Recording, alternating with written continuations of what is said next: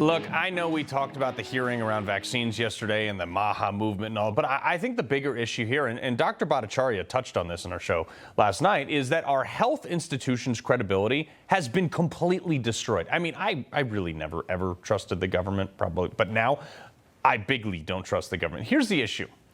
The libs, they're really responsible for this. Remember when COVID first started and all the celebrities came out, it's like, I'm not listening to any of Trump's advice, even though he had the same Fauci in there that the left later came to idolize. I don't trust the president, and I don't trust the FDA. But if Donald Trump tells us that we should take it, I'm not taking it. I trust vaccines, I trust scientists, but I don't trust Donald Trump. And then, literally, like 3 months later, those same people did a complete 180 on the same information from the same agencies with the same data from the same advisors. The vaccine is the weapon that wins the war. We have to take it. So I want to urge everyone to take the vaccine when it is your turn. People should be prepared when it's available to take the vaccine. There's nothing to worry about. It's the same vaccine. Not like how our institutions are supposed to function when they can't function when they're catering to this like liberal illogic. They're supposed to look out for our health and safety, but for everyone based on the data, no matter who's president or what celebrities are screaming about what or endorsing this or that. But more importantly, they're supposed to do the right thing, not what corporate lobbyists and donors want, not what's politically expedient. The point of a government agency is, the intent at least, is to not be perverted or swayed by private interest. But for the last 50 years, that has not happened. And only because RFK are we finding out the extent of the damage that's already been done. To trust and, when it comes to our MAHA movement, this is about our bodies, folks. You can do this with basically any guidance from any federal agency going back decades. Perfect example is the food pyramid. It's a joke. I mean, sorry, now they call it like My Plate or something, but it's still wrong. It says only 25% of our diet should be protein. 75% of your diet should be protein. I'm sorry, vegans, not sorry. But these shiny graphs, they were never based in science. They were written by some special interest group who doesn't care about you. They're just getting paid for it. Agencies with like a revolving door of officials, of CEOs of big companies making billions of dollars going back to the government agencies, and they just all recycle each other in these roles. They gave us federal guidance that fat is bad and sugar is good and that we should take their word instead of listening to their actual fit people, like RFK, by the way. He's like 70 years old and cranking out pull-ups.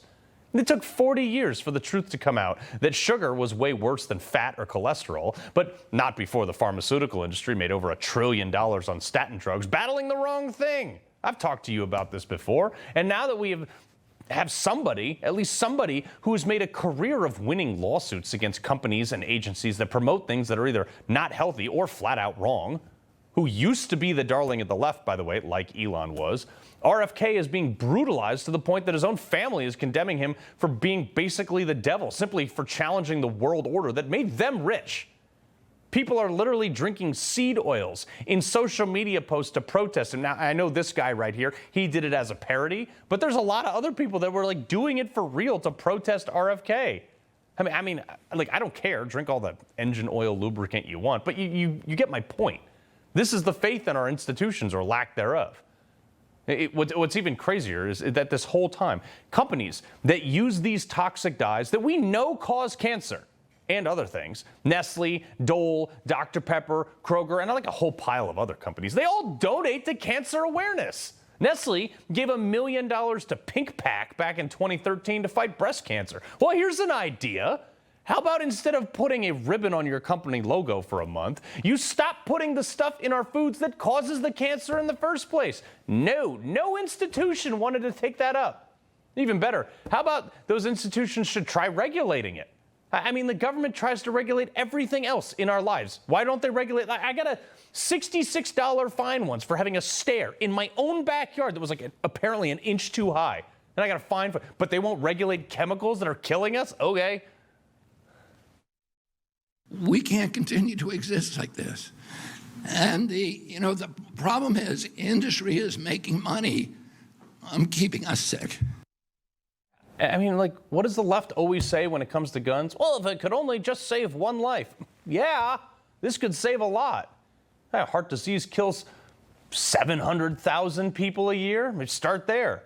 Yet you have Democrats demanding, like, equity for fat people, spending millions on campaigns of, like, acceptance and tolerance with demands for plus-size people to travel rather than treadmills. But when you have a guy who actually does the things that are good for people, well, he's literally a Nazi, apparently, and can't get credit for anything. Congressman DeLauro, you say that you've worked for 20 years on getting food dye out. Give me credit. I got it out in 100 days. Look, I love that soundbite. These people, they got to pick a side. This is why no one trusts our institutions. That's the biggest problem here. Our institutions are all over the place.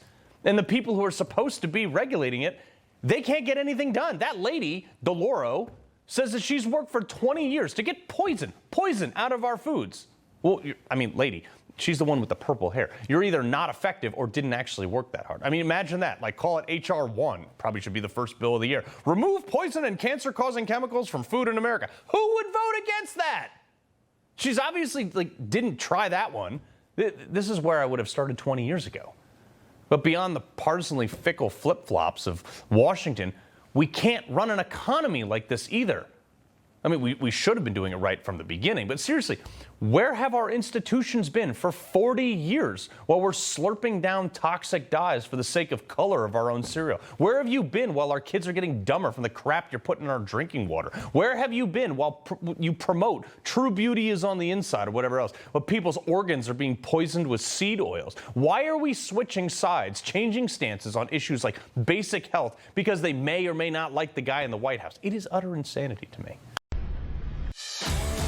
He loves the Constitution. He fights for what's right.